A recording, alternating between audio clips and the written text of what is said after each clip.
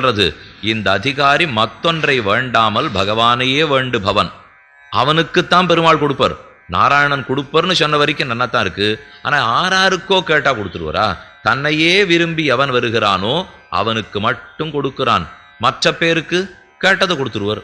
ஐஸ்வர்யத்தை கேட்டா ஐஸ்வர்யம் கொடுத்துருவார், கைவல்யத்தை கேட்டா கைவல்யம் கொடுத்துருவார். ஆனா தானா ஆசைப்பட்டு கொடுக்கிறது தன்னையே பிரார்த்தித்துப்பவனுக்கு. எனக்கே தன்னை தந்த கற்பகம்னு ஆழ்வார் பாசுரம் பாடினார். நீதான் கற்பக மரம், எனக்கே தன்னை தந்த. அந்த இடத்துல எனக்கே இருக்கு பாருங்க, இங்க நமக்கே இருக்கு இல்லையோ. ஆழ்வார் எனக்கே சொல்லுண்டார், அங்கேயும் ஒரு வித்தியாசம் ஆண்டாளுக்கு. ஆழ்வார் பாடினா எனக்கேங்கிறார், ஆண்டாள் பாடினா நமக்கேங்கிறார். எது நல்லது? எனக்கேன்னு சொன்னா நல்லதா? ஆழ்வார் தனக்கு மட்டும் வாங்கிட்டு போடணுங்கிறார், ஆனா ஆண்டாள் எல்லாருக்கும் வேணுங்கிறார். முதல் பாசுரத்திலேருந்து மொத்த பேரையும் கூட்டுண்டே இருக்காளோ இல்லையோ. இது மனித நேய கொள்கை. இது உலகத்தில் இருக்கிற அனைவரும் வாழ வேண்டும்ங்கிறதை 5 வயசுக்கு பெண் குழந்தைக்கு ஆசை வந்திருக்கு ஆயிரக்கணக்கான வருஷத்துக்கு முன்னாடி. அப்படின்னா நாமெல்லாம் இப்போ முன்னேறி இருக்கமா இல்லை பின்னேறி இருக்கமான்னு பார்க்கணும். மக்கள் எழுதுறதெல்லாம் பார்த்தா என்னமோ ரொம்ப தூர சமுதாயம் கலாச்சாரம் இப்போ தான் முன்னேறி இருக்கு. அப்பெல்லாம் 10ஆம் பசிகளை இருந்தான்னு சொல்லிக்கிறா. யாரும் இப்போ நமக்கே பறை தருவான்னு சொல்கிறதா தெரியல. எனக்கு எனக்கு இவ்வளவுதான் நாம் இருக்கோமே தவிர. ஆனால் அன்றே ஆண்டாள் நமக்கே பறை தருவான், எனக்கே தன்னை தந்த கற்பகம். பகவான் கற்பக மரத்தை போலே அதை கேட்டதுக்கு கேட்டதை கொடுத்து அனுப்பிச்சுடுறது இல்லை, தன்னையே கொடுக்குறாரு. கற்பக விரட்சத்தின் இடத்துல போய் எதை கேட்டாலும் கொடுக்கும். நீ வீட்டுக்கு வானா வருமா? வராது. காமதேனு இடத்துல எதை கேட்டாலும் கொடுக்கும். நீ வீட்டுக்கு வானா வருமா? ஆனால் பகவானை வீட்டுக்கு வானா அவரே வராரு இல்லையோ. அதனால மற்றத்தையும் கொடுக்கிறான், தன்னையும் கொடுக்கிறான். ஆனால் ஆருக்கு கொடுக்கிறான்? எதையோ பிரார்த்தித்தவனுக்கு கொடுக்க மாட்டார், அவரை பிரார்த்தித்தவருக்கு கொடுக்கிறான். அதனால நமக்கே. இன்னொரு அர்த்தம் உண்டு, வேறு வழிகள் மூலமாக அவனை அடைய முயற்சிக்கிறவனுக்கு அவர் தரமாட்டார், அவன் மூலமாக அவன் அடைவதற்கு அவர் கொடுக்கிறார். அதனால உபாயாந்தர சம்பந்தம் பிராப்தியாந்தர சம்பந்தம் இல்லேன்னு அர்த்தம்.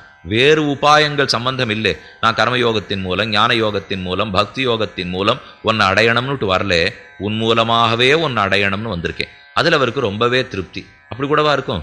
ஏதோ ஒன்று நாமா பிரயத்தனப்பட்டு பெருமான் அடையிறதை விட்டுட்டு நீயே வேலை பாருன்னு சொன்னால் அவருக்கு திருப்தி இருக்குமா?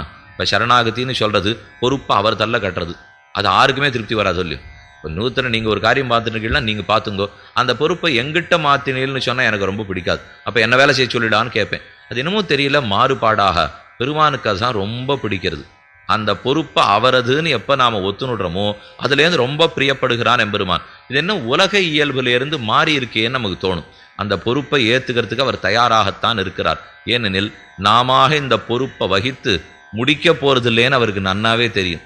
அவருக்கு லட்சியம் இவன் மோட்சத்துக்கு வரணும்னுட்டு ரெண்டே வழிதான். ஒன்றும் அவரா மோட்சத்துக்கு அழைச்சின்னு போனோம், இல்லை நாம பிரயத்தனம் பண்ணணும். நாம பிரயத்தனப்பட்டா என்னைக்கு நடக்க போகிறதுங்கிறது நிச்சயம் இல்லை. அப்போ அவரைத்தானே நாம் அண்டி ஆகணும். நம்ம தகப்பனார் இருக்கார், 58-60 வயசு வரைக்கும் வேலைக்கு போனார். அவர் தான் சம்பாதிச்சார், அவர் தான் குடும்பத்தை நடத்தினார், எல்லாமே அவரது. அப்புறம் நான் படிச்சுட்டேன், படித்த பிற்பாடு வேலைக்கு போனேன். நான் போய் இப்போ சம்பாதிச்சுன்னு வந்தேன். அவர் ஓய்வு பெற்றுட்டார், வீட்டில் தான் இருக்கார்.